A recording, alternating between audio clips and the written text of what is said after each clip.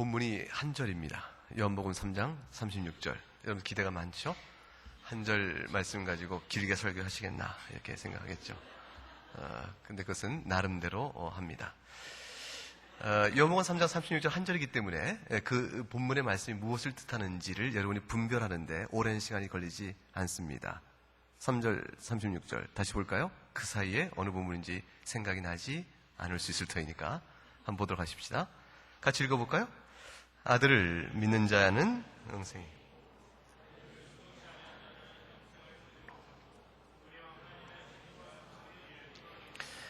간명합니다. 예수를 믿으면 사는 것이요, 예수를 믿지 아니하면 죽는다. 그것입니다. 예수를 믿으면 사는데 영원히 사는 것이고, 예수를 믿지 아니하면 죽는데 영원히 죽는다. 그 말씀입니다. 어마어마한 말씀입니다. 어마어마한 말씀입니다. 지금 이 세상에서 예수를 믿는 것과 믿지 않는 것이 그토록 다른가? 그토록 엄청난 결과를 낳는 것인가? 여러분, 이 땅에서는 그런 두드러진 차이를 못 느낍니다. 여러분 가운데 예수 믿는 친구가 있을 것이고 그렇지 못한 사람이 있겠죠. 여러분이 여러분 친구보다 무엇이 달라요? 별로 특별히 달라진 게 없죠. 여러분 친구보다 더 훌륭하고 더 착하고 더 멋지고 더 부자고 모든 일이 더 잘 되는 그런 사람들인가? 반드시 그렇지 않습니다. 이 세상에서 주의를 기억하고 하나님 앞에 예배하지 않는다 하더라도 많은 세월들을 탈 없이 잘 지낼 수 있습니다. 여러분이 아마도 뒤늦게 예수를 믿은 사람의 경우 주의 은혜로 교회에 나와 새 생명 얻고 복음이 무엇인지 알기 이전까지 여러분의 과거의 삶을 돌아보면 여러분의 과거의 삶은 나름대로 살아온 삶이고 나름대로 그 속에서 희노애락도 있었고 기쁨도 있었고 즐거움도 있었던 것이요, 감사도 있었던 삶을 살았을 거예요. 그런데 오늘 본문은 어마어마한 얘기를 하고 있는 것이죠. 이 땅에서 우리가 사는 동안에 예수를 믿느냐 믿지 않느냐, 이것이 인생을 사는 동안에 조금 더 거름지게 하고 기름지게 하고 좀 더 빛나게 해주는 어떤 액세서리 같은 교양이 아닌가 싶었던 그런 정도인데, 신앙이 없는 것보다 믿는 게 좀 낫겠지. 종교생활 하는 사람이 그래서 조금 더 진지하지 않을까? 삶의 가치를 좀 고민하는 사람들 아닐까?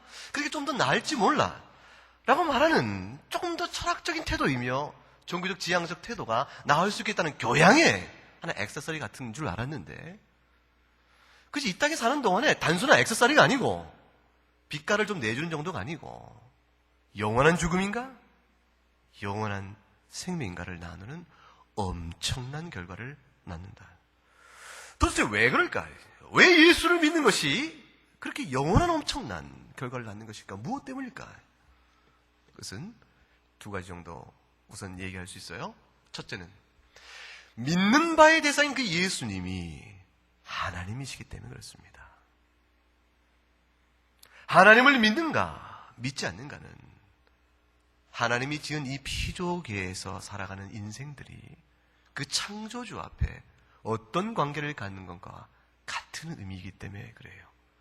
자기를 만드신 주여, 천지를 만드시고 다스려 가시는 주님을 예배하고 섬기고 인정하며 그 교훈을 기뻐하지 않은 자가 예수를 믿지 않는 자인데, 그 자가 하나님 앞에서 판단을 어떻게 받아야 되겠는가? 불문가지입니다. 명확한 얘기죠. 또 하나는 우리가 사는 이 세상이 터미널이 아닙니다. 이 세상은 종점이 아니에요. 우리가 사는 이 인생은 궁극적 지향점이 아닙니다. 이 인생은 과정입니다. 이 인생은 어떤 의미에서 임시입니다. 다시 말하면 하나님께서 궁극적으로 이루시길 원하시는 목적은 새 세상이 있습니다. 이 세상은 하나님의 지으신 첫 창조 이후에 타락한 세상이므로 하나님께서 이 세상을 새롭게 하고자 하는 것이 주의 궁극적인 뜻입니다. 따라서 이 세상 속에서 우리가 어떻게 사느냐 하는 것은 주의 궁극적 계획 안에 있는 새 하늘과 새 땅, 새 창조와 관련지어 생각하여야 합니다. 이 세상은 죄로 인한 반역과 불순종이 있는 세상이죠. 하나님은 이 세상을 그냥 두지 않으십니다. 즉 죄악과 반역과 불순종의 악으로 있는 이 세상을 새롭게 하셔서 죄가 없고 하나님의 주권과 왕권 앞에 순종하며 그 심령 속에 주를 사랑하고 기뻐하고 찬양하는 새로운 세상을 주께서 목적하고 계세요. 따라서 이 세상 속에 사는 동안에 예수를 믿는가 믿지 않는 것은 하나님이 궁극적으로 계획하시는 궁극적인 그 새 하늘과 새 땅인 그 삶과 직결되어집니다. 의미가 연결되어 갑니다. 주님께서 우리에게 하나님께 간구할 내용이 이것이다 하고 얘기하셨어요. 하늘에 계신 우리 아버지요, 그 이름이 거룩히 여김을 받으시며 하나님 나라가 이 땅에 임하옵시고 하나님의 뜻이 이 땅에서도 이루어지길 원하나이다. 이 모든 것은 한 가지로 모아집니다. 이 세상 만드신 피조물이요, 그 가운데 하나님의 형상, 주께서 인격성을 부여한 인간들이 하나님을 예배하고 하나님의 주권과 왕권 앞에 순종하며 주께서 우리에게 명하신 바 된 교훈대로 기뻐 살아가는 그런 하나님의 통치가 굴절됨이나 좌절됨이 없이 드러나기를 원하나이다. 그게 우리의 소망입니다. 주의 나라의 임함을 소망합니다. 이 세상 속에서 하나님 나라를 소망하는 거로 우리 지향점이 바뀌어져 갑니다. 그것이 우리의 바랄 바요 간구할 바라고 말씀하셨어요. 왜냐하면 그것이 하나님의 계획이기 때문에 그래요. 오늘 우리가 살아가는 눈에 보이는 이 모든 역사는 이 역사대로 끝나는 것이 아니고 이 역사를 통하여 주께서는 지금도 일하고 계십니다. 지금도 일하고 계신 것이죠. 여러분 보세요. 우리가 음식을 먹으면 에너지가 소비됩니다. 그렇죠? 에너지 활용할 수 있죠? 그 에너지가 우리 안에서 음식을 먹으면서 생성되는 것 자체가 궁극적인 목적이 아니죠. 그건 물리화학적 원리에 따라서 우리에게 음식이 에너지화 되어집니다. 그런데 에너지는 전부 우리에게 가치와 의미를 결정하는 삶의 무엇으로 전환되어 갑니다. 이 세상의 역사는 하나의 자료요, 진료죠. 이 역사에 있는 모든 역사의 내용 하나하나는 그 자체로서는 마치 식물이 에너지로 바뀌는 것처럼 나름의 과정이 있고 법칙이 있고 질서가 있죠. 그러나 그것은 의미를 결정하는 것이 아니라고. 이 모든 것을 통하여 하나님이 구원의 의미요, 주께서 이루실 새하늘과 새 땅, 영원한 생명 주시기 위한 구원으로 이끌어 가시는 하나님의 일하심을 계속해서 해나가고 있어요. 우리가 겪고 있는 한 사람 한 사람이 각기 겪고 있는 인생도 그런 것이고 우리가 사는 우리나라의 일도 그런 것이고 전 지구상에 벌어진 일도 그러합니다. 하나님께서 어떤 계획을 갖고 있는지 좀 알고 싶죠? 성경에 나와 있어요. 에베소서 1장을 열어보세요. 에베소서 1장. 자막이 떴는데 할 수 있으면 성경 같이 열어보고 자막 같이 참조하고 보도록 해요. 에베소서 1장 3절부터 14절 내용을 몇 절만 이렇게 추려서 볼 거예요. 3절부터 제가 빠른 속도로 읽어볼 테니까 찾으시면 성경 보고 없으면 자막을 보세요. 찬송하리로다 하나님 곧 우리 주 예수 그리스도의 아버지께서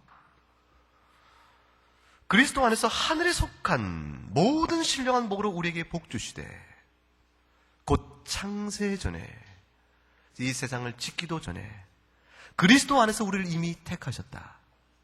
하나님께 이 세상을 만들기 전에 이미 우리를 향해 가지고 있는 계획이 있으셨는데 그 계획은 신령한 복의 목적이었다.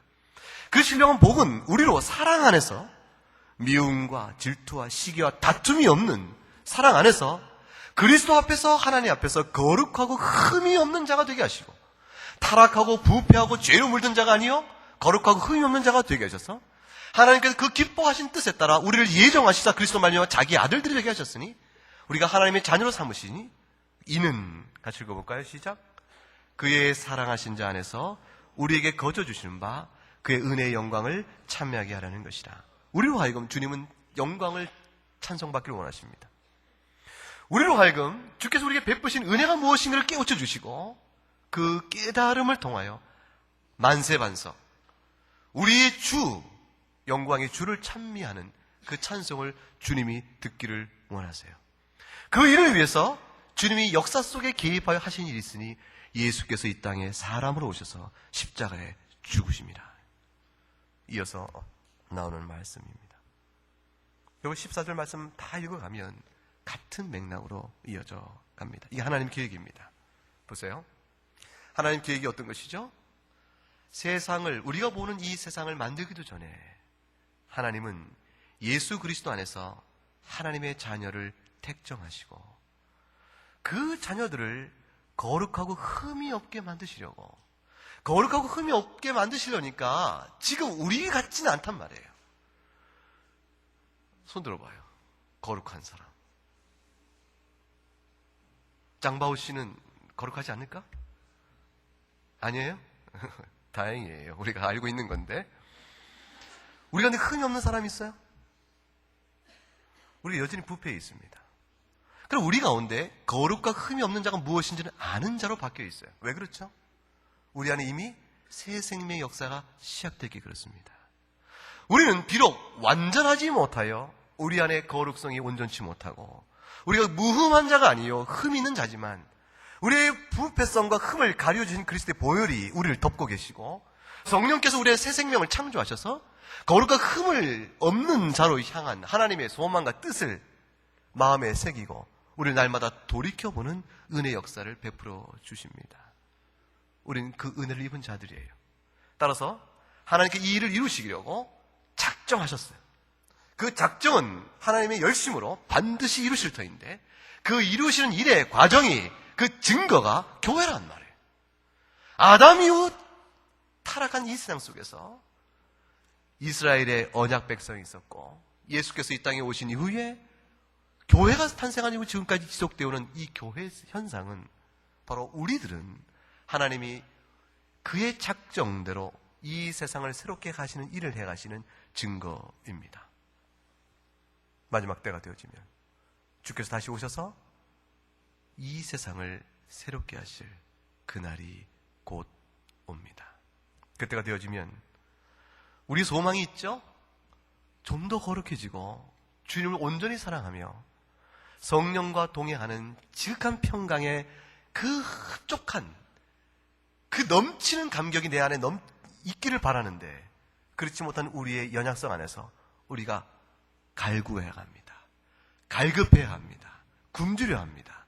그 모든 영적 굶주림을 채우실 그날이 곧 온다. 주님 그날을 위해서 약속한 바대로 바로 이루십니다. 이 사실을 사도 바울께서 계시로 깨달아서 우리에게 기록하여 전해주고 있습니다. 그럼 바울 사도는 하나님의 계획이요 그 역사를 이루어 가신 하나님의 뜻이 무엇인지를 깨닫는 바울은 우리를 위해서 오고 오는 모든 성도를 위해서 어떤 간구를 할까? 어떤 기도를 드릴까? 그것이 17절에 보시면 알아요. 에베소 1장 17절 말씀. 17절 말씀 이렇게 기록되어 있어요. 같이 읽어봐요. 우리 주 예수 그리스도의 하나님 영광의 아버지께서 지혜와 계시의 정신을 너에게 주사 하나님을 알게 하시고 너희 마음 눈을 밝히사 그 부르심의 소망이 무엇이며 성도 안에서 그 기업의 영광의 풍성이 무엇이며 이렇게 되어 있습니다. 사도 바울이 우리를 위하여 간절히 기도하는 기도의 내용은요 여러분이 떡을 넉넉히 배부르게 먹게 하옵소서 그 기도가 아니고 멋진 몸 하나 만나서 시 한번 잘 봤으면 좋겠다 그거 아니고 여러분을 위해서 사도 바울이 하나님의 비밀한 계획들을 깨닫는 그 순간 그 심령이 떨며 감격하며 온누이 전율을 하여 하늘의 하나님께서 우리 역사를 이끌어가신 그 비밀한 뜻이 무엇인가 알았을 때 오고 오는 모든 성도를 위해서 눈물로 그가 필사를 기도했던 내용은 하나님 아버지 하나의 모든 백성들이 그 미련하고 어두운 영이 깨어져서 주의 비밀한 계획을 바라보며 지혜와 계시 정신을 알기를 원하나이다. 저희의 마음의 눈이 밝아지길 원하나이다. 저들이 하나님께서 불러내신 부르심의 영광의 소망이 무엇인지를 알기 원하나이다. 저가 참으로 주 앞에서 은혜로 사는 것이 무엇인지를 아는 자들이 되기를 원하나이다. 그것이 사도 바울의 간절한 기도였어요. 22절, 23절을 한번 보세요. 1장, 예수 1장 22절과 23절. 또 만물을 그 발 아래 복종하게 하시고 그를 만물 위에 교회의 머리로 주셨느니라. 교회가 등장합니다. 23절 같이 읽어봐요. 시작. 교회는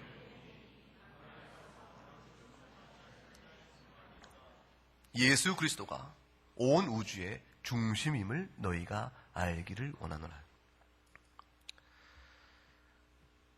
여러분 바울 사도 시대 때 바울 사도가 교회 성도를 모아놓고 예배 드릴 때 여러분 슬픔이 있죠?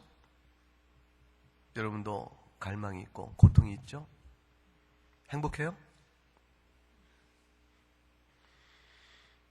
행복할 때도 있지만 어려움도 있을 거예요. 좌절도 경험했죠. 병들고 마음이 상하고 사회적 신분이 노예요, 종노릇하여 낮은 위치에 있는 사람들, 여자로 태어나서 그 사회 안에서 고통을 받고 있던 사람들의 눈물도 있었고 과부도 있었어요. 사도 바울이 목회하던 주의 양무리 가운데서 인생의 고난과 슬픔을 모르는 사람들이 없었다고. 다 슬펐어요. 여러분보다 더욱더 슬펐을 거라고. 훨씬 더 어려웠을 거예요. 근데 바울 사도께서 그들을 향해서 기도하는 것이 너희가 하나님의 계획이 무엇인지 알기를 원하노라. 너희가 예수 그리스도의 그분이 누구신지 알기를 원하노라. 사도 바울은 계속 그 얘기를 하는 거예요. 여러분 생각 어때요? 바울 사도가 현실을 아는 사람일까? 바울 사도가 우리의 슬픔을 과연 조금이라도 구체적으로 아는 사람일까? 여러분 어떻게 생각하세요? 피상적이며 추상적이며 멀리 있는 얘기입니까? 아니면 오늘의 삶의 직접적인 얘기입니까? 바울 사도 시대도 재난과 불의의 사고와 가정 파괴, 서러움, 고통, 굶주림, 병들고 아픈 것, 우리의 삶의 고난이 다 있었지만 바울 사도는 마치 그것을 모르는 듯 우리에게 전해주는 말씀은 오직 예수입니다. 왜 그럴까? 여기에 현실성이 있고 우리 문제에 대한 구체성과 직접적이며 본질성이 있는가? 로마서 1장을 가게 되면 여러분 이걸 볼 수가 있어요. 로마서 1장 28절과 32절 말씀. 여러분 자막이 떴어요. 한번 보세요. 로마서 1장 28절부터 32절까지 말씀 한번 같이 읽어보십시다. 또한 저희가 마음에 하나님 두기를 싫어하며 하나님께서 저희를 그 상실한 마음대로 내어버려 두사 합당치 못한 일을 하게 하셨으니 곧 모든 불의요 추악 탐욕 악의가 가득한 자요 시기 살인 분쟁 사기 악독이 가득한 자요 수근수근하는 자요 비방하는 자요 하나님을 미워하는 자요 능욕하는 자요 교만한 자요 자랑하는 자요 악을 도모하는 자요 부모를 거역하는 자요 우매한 자요 배약하는 자요 무정한 자요 무자비한 자라. 이것이 인생의 문제입니다. 이거보다 직접적인 문제가 어디 있어요? 이것보다 더 구체적이며 분명한 현실적인 문제가 어디 있어요?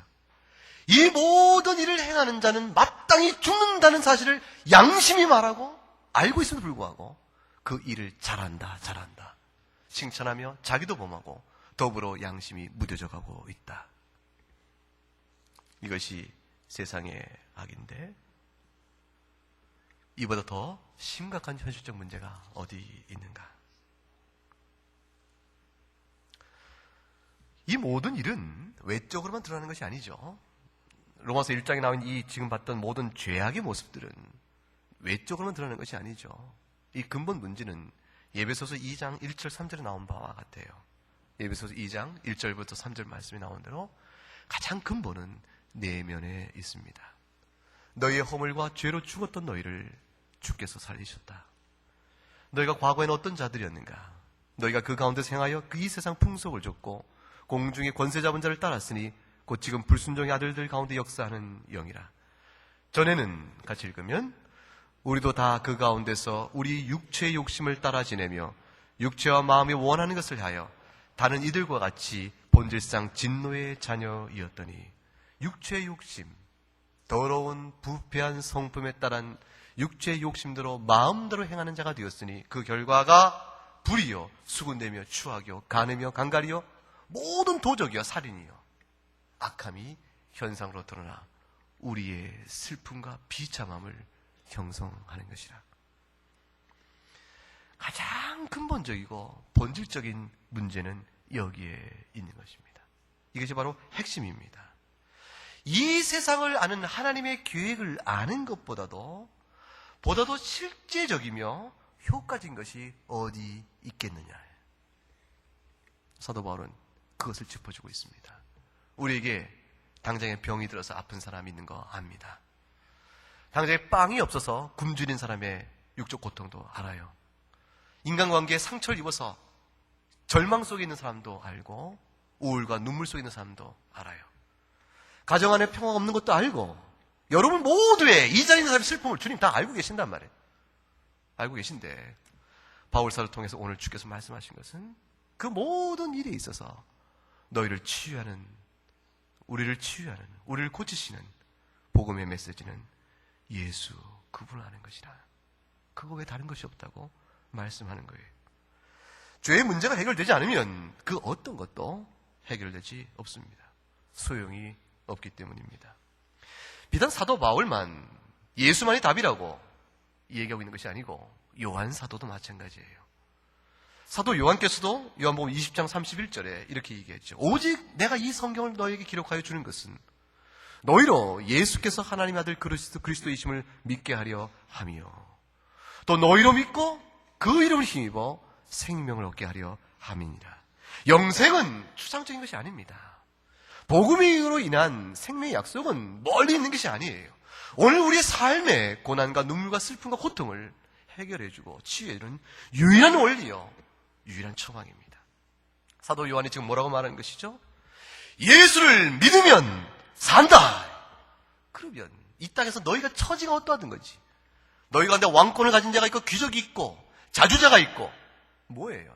재산이 많아서 땅을 소유하고 있는 지주가 있을지 모르지만 그러나 너희 가운데 종이 있고 여자가 있고 비참한 가운데 있는 사람도 있다. 그러나 모든 사람의 문제는 예수 안에서 생명을 얻음으로 해결을 본다. 요한사도의 말이요, 바울사도의 말, 모든 복음이요, 예수 그리스도의 복음이 바로 그곳에 있습니다. 심령이 가는 자에게 복이 있다고 말씀하시고 애통하는 자에게 복이 있다고 말씀하신 주의 말씀하신 영원한 생명의 복이 왜 인생의 해답이 되는가를 아실 필요가 있습니다. 이 땅의 사는 동안에 갖는 것들은, 우리가 필요로 하는 것들은 우리에게 잠깐의 평안을 주는 건 사실입니다. 돈이 있으면 좋습니다. 사랑도 평안을 주고 위로를 주고 기쁨도 주죠. 명예도 우리의 자존을 높여줍니다. 권력도 좋습니다. 그러나 그 어떤 것도 잠깐 동안의 필요를 위해서 있을 뿐 우리 손에 영원히 쥐어지질 않습니다. 설사 그것이 태어나면서 또 왕권을 갖고 태어났어요. 우리 아버지가 왕이셔. 내가 태어났으니까 전혀 내가 세자가 돼버려서 내가 왕권을 손에 넣어. 죽을 때까지 내가 왕노릇하다 죽었어요. 평생 내가 왕권을 갖고 권력을 손에 쥐고 있죠. 부와 명예를 손에 쥐고 있죠. 그렇다면 내가 인생에 의미가 있고 가치가 있고 영구한가요? 아닙니다. 이내 무너져 버립니다. 그것은 궁극적이며 변함없는 행복을 약속해 주지 못합니다. 썩어져가며 무너질 세상 안에서 있는 것에 불과하기 때문에 그래요. 그런데 뜻밖의 일이 있어요. 과부로 살고 연약한 고아로 태어나고 슬픔과 가진 것 없이 태어나는 인생이지만 하나님이 아시는, 하나님이 인정하시는 영원한 가치의 인생이 있어요. 그것이 뭘까요? 하나님을 기억하고 그의 긍휼과 자비를 사모하며 주의 교훈에 따라 합당히 살기를 힘써가는 모든 삶의 열정과 소망과 헌신과 그 모든 것들은 주님께서 영원한 가치로 인정하십니다. 그것이 우리 인생을 붙들어준 유일한 힘이에요. 여러분, 거지 나사로와 부자 비유를 예수님 드신 거 생각나세요? 성경을 읽어본 적이 있으면 생각이 나겠죠. 유명한 얘기잖아요. 한평생 거지는, 나사로는 거지였어요. 자기의 경제적 상태를 회복하거나 바꿀 만한 기회가 오질 않았어요. 평생 결국 남의 것을 동양에서 먹고 사는 슬픈 처지였어요. 비참하죠? 누가 그 인생을 원하겠어요? 아무도 원하지 않습니다. 하나님께서 우리 모두가 거짓으로 살기를 원하는 것도 아니시죠? 한 부자가 있었어요. 부자는 재물이 넉넉하여 친구들도 많이 있었어요. 인기도 있었고. 그런데 주님이 참 얄궂으세요. 주님 비유를 드시는데 부자는 지옥에 갔고 그 거지는 아브라함의 품에 갔다. 왜 이런 비유를 두셔서 돈이 많은 저를 괴롭게 하는지 모르겠어요. 여러분, 주님이 교훈은 재산 많은 사람을 정죄하는 게 아닙니다. 재산 없는 사람, 거지를 주께서 칭찬하고 있는 것이 아니에요. 경주 상태에 있는 것이 아니고 주님이 우리에게 말씀하는 것은 뭐냐면 우리의 삶의 모양과 처지가 어떠든지 너희가 정령코 하나님의 하나님 되심과 너희의 죄인 된 것과 그의 용서와 긍휼을 바라보며 새 하늘과 새 땅을 바라보는 인생의 방향과 의미와 교훈을 깨달으면 너희에게는 어떠한 처지에 있든지 위로와 소망이 있다. 그걸 얘기하시는 거예요. 그것이 바로 복음이라. 우리가 볼 때는 왕권을 가진 자요, 우리가 볼 때는 권력이 있고 명예 있고 지식이 많은 사람이지만 하나님 보실 때는 전부 죄인이래. 하나님 보실 때는 다 영원한 저주요, 영원한 심판에 있는 자에 불과하거든. 멸망의 기운 안에, 금방 봤죠? 멸망의 자식일 뿐이라. 그 가운데서 오직 처지 어떠거네 하나님 앞에서 영원한 생명 누리는 사람이 있는 것입니다. 하이델베르크 요리문답 제1문항의 질문이 이겁니다. 읽어볼까요? 우리가 이 땅에서 사는 동안에 그리고 죽을 때에 우리에게 위로를 주는 단 하나의 사실은 무엇입니까? 기억하세요. 단 하나의 사실. 이 땅의 인생을 사는 동안에도 그것만이 위로를 주는 것이고 내가 죽을 때도 이것만이 위로를 주는 단 하나의 사실이 있다. 여러분, 원하는 대학에 가면 위로가 되죠. 원하는 직장에 가면 위로가 되죠. 원하는 배우자를 얻으면 위로가 되겠죠. 원하는 집을 사면 위로가 되겠죠. 그런 모든 위로가 여러분에게 참된 위로가 되지 못한다는 것이에요. 그것 때문에 뒤집어 얘기하면 주님이 우리를 향한 마음은 뭐냐면 제발 그것 때문에 절망하지 말라는 겁니다. 그것 때문에 낙심하지 말라는 거예요. 그것 때문에 죽을 자처럼 살지 말라는 겁니다. 주님께서 우리를 향한 사랑의 마음은요, 너희가 담대하라는 겁니다. 힘을 내라는 것이에요. 용기를 내라는 것입니다.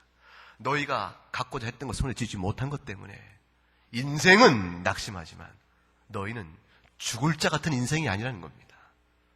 너희에게 참된 위로요, 변치 않는 위로요, 영원한 위로가 있으니 단 하나가 있으니 그것이 무엇인가?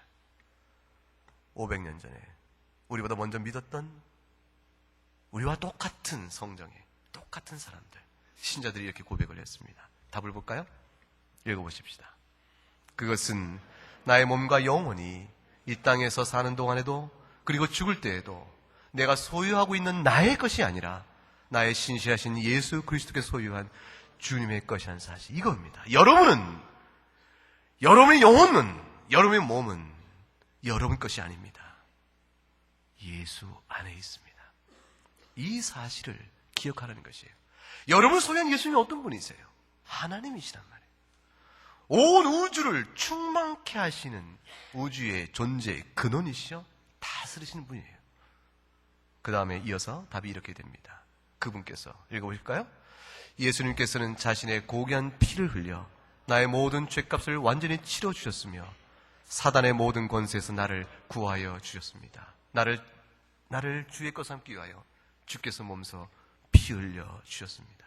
그분께서 지금도 살아계셔서 같이 읽으면 그리고 하늘에 계신 나의 아버지의 뜻이 아니라면 단 하나의 머리카락도 떨어지지 않도록 나를 지켜주십니다. 우리 인생을 알고 계십니다. 그리고 여러분 삶을 붙들어주고 계시는 사실을 잊지 말라. 이것으로 위로를 삼고 하나님 앞에서 내가 귀히 볼, 나의 마음을 다 하시는 하나님 앞에서 나를 귀히 볼 주 앞에 내놓을 신앙을 내놓고 사는 거예요. 주님이 저의 모든 것을 아시오매 제가 오늘도 주만을 바라보며 삽니다. 그것이 여러분의 참된 위로가 되길 원한다는 것입니다. 그러므로 그 다음 읽어볼까요? 진실로 내게 있는 모든 일들은 다 나를 구원하기 위하여 일어나는 일입니다. 그래야 그리스도께서는 성령 하나님을 통하여 우리에게 영원한 생명을 확신시켜 주시며 내게 진실한 마음으로 기꺼이 주님의 뜻대로 살고자 하는 마음을 주십니다. 여러분, 이 마음이 있으면 하나님의 사랑을 입은 자요, 하나님 여러분을 기억하는 자요, 하나님 붙드시는 자입니다. 여러분에게 경험되는 어떤 일이든지 하나님 다 그것을 자료로 삼아서, 그것을 진료로 삼아서 원하는 한 가지, 빚고자 원하는 목표가 있으니 그것이 무엇입니까? 여러분을 향한 영원한 생명입니다. 구원입니다. 구원은요, 이미 받은 것일 뿐 아니라 누리는 것인데, 여러분이 예수를 알기를 원하네.